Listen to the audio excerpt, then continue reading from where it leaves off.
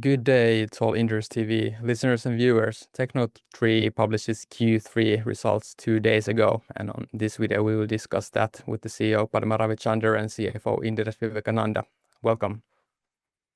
Thank you. Good afternoon, Roni. Good afternoon. So we could start the interview by going through the highlights of Q3 and Q3 financial performance.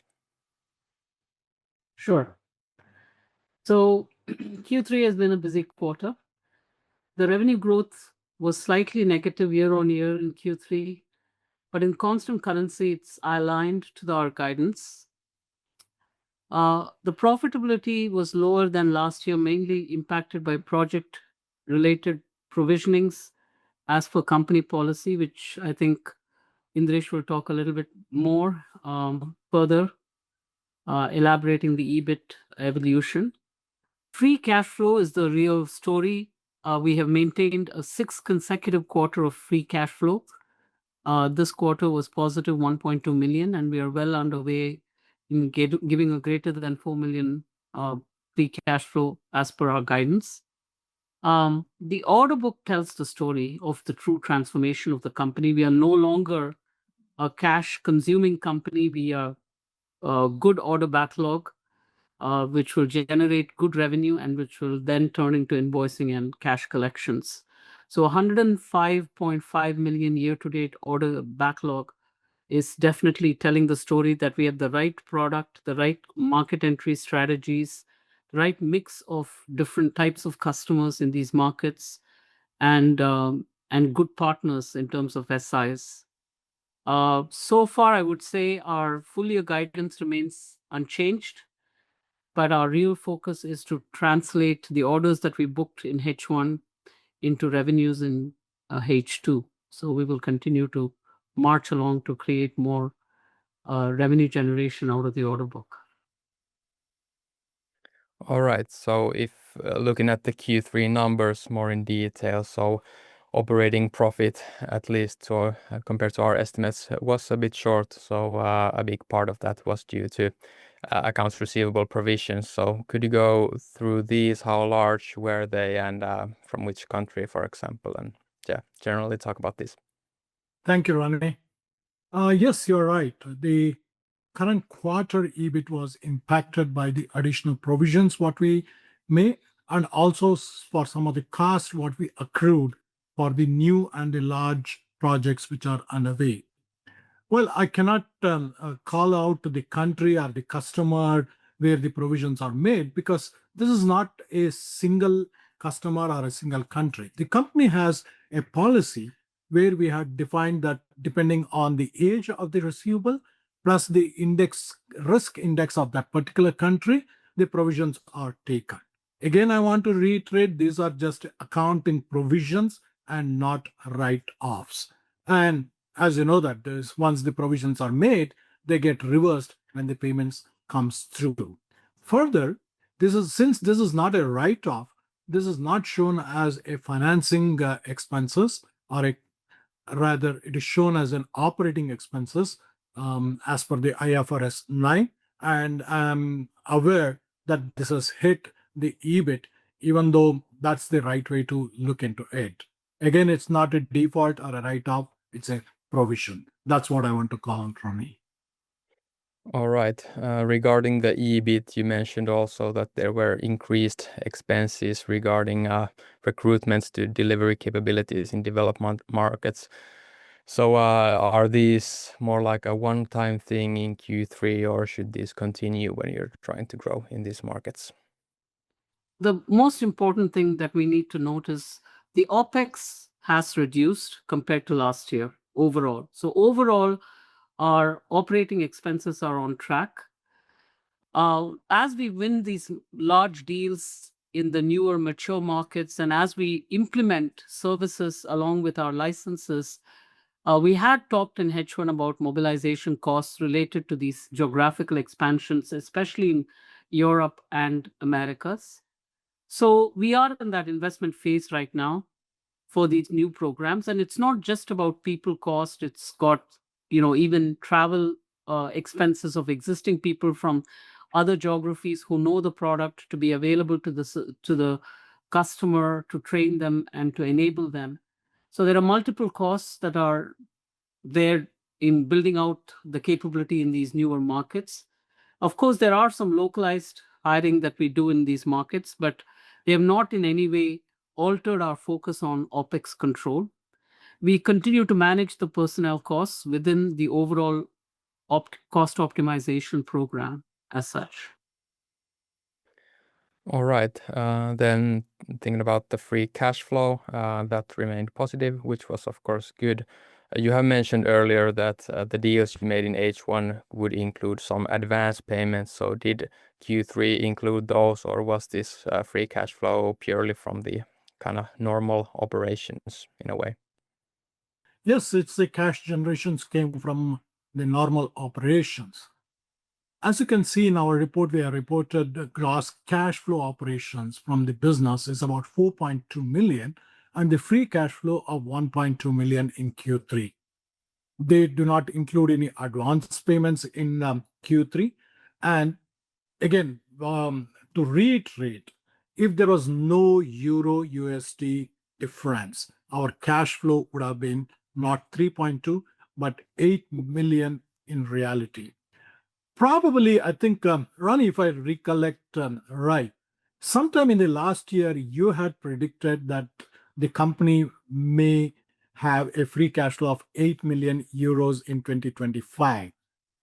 Yes, based on whatever you had guessed, it came true, but not in the euro terms, but in USD terms, because of the huge fluctuation what we had between the euro and the USD. So that's something which is not in our control, but that's a fact. Yeah, let's hope that the currency situation becomes more stable and becomes Hope. your advantage at some point.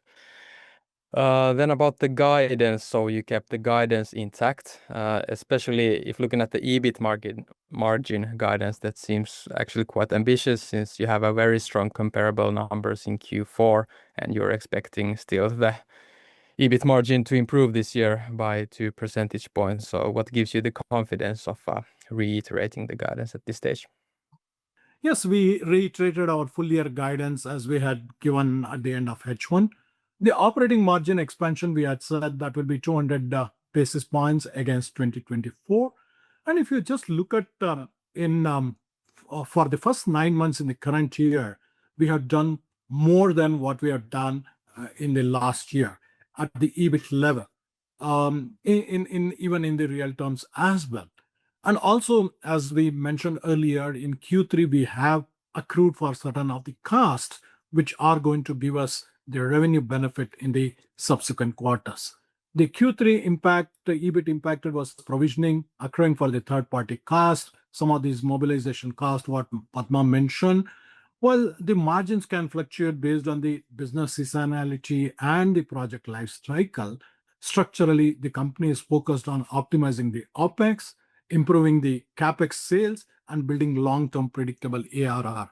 One more thing I want to call out in the current year is if you look at my sales CapEx to the sales percentage, which is substantially lower than the last year. When we compare, that also is another parameter we need to keep in mind. We are confident of our core business model and our product stack. And as Padma said, execution risk remains, but pipeline conversion visibility is good. When thinking about the guidance, also the DSO days seems somewhat challenging at this stage, and you are a bit lagging behind the target. So maybe is this like an official part of your guidance, and would you give a profit warning if you would be if this would be the only item lagging behind? Thank you. Probably I will start and then probably Padma can add to that. As we reported, the current DSO days is 154. While it improved from 175 days at the H1 of 2025, as you are aware, the company's DSO days have been very cyclical. For example, in 2023, we had even reached 200 plus days. Even at the end of last quarter, it was around 176, had come down to about 150 by Q1, and again went up to 175 by end of H1, and now again we are at 154. we are making all efforts to see that we meet the guidance what we are given. And one more thing, receivable guidance is a part of operational objectives and not a separate profit warning metric. Padma, you want to add anything? Yeah, we're making continuous improvements. As I said, we have taken a very long-term strategy to growth for the company, and there are many business process alignment and improvements we've been steadily making. Last year, we introduced the Think Cash, Do Cash initiative in the company, and this is all about booking revenue, sending out invoices, collecting cash, being on top of the receivable due dates, sending out dunning notices and payment notices in case customers missed payment cycles. And I think we've got a very well-established process, and we are definitely able to benefit from these process improvements. Our customers are tier one telcos, and they do have long outstanding days. Probably, the invoice due dates are ranging anywhere from 90 to 120 days. But with some of our legacy customers, we have good working relationships and trust built in over several years and decades. We are sometimes able to collect cash faster, but it's a constant push that we have to keep on top of. This year, for example, we even collected cash from 2020, an invoice that was pending for a very long time. So it's not that the customers don't pay. So they take their time to pay, and we need to stay on top of it. And we're taking active process measures to do that.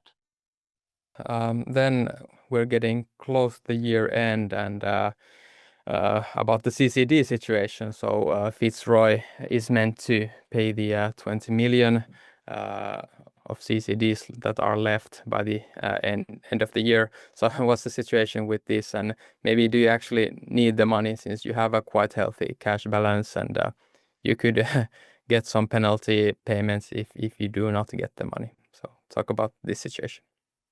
In my opinion, Roni, the existing cash reserves are sufficient enough to meet our operational requirement. However, the board has to take a decision, and the board will make an appropriate decision considering the dilution impact versus the additional funds required. And as and when the board makes such decision, probably we'll come back to the market and announce it. Thank you for your answers, and hope you all the best for the rest of the year. Thank you. Thank you, Roni. Thank you very much, Ron. Thank you.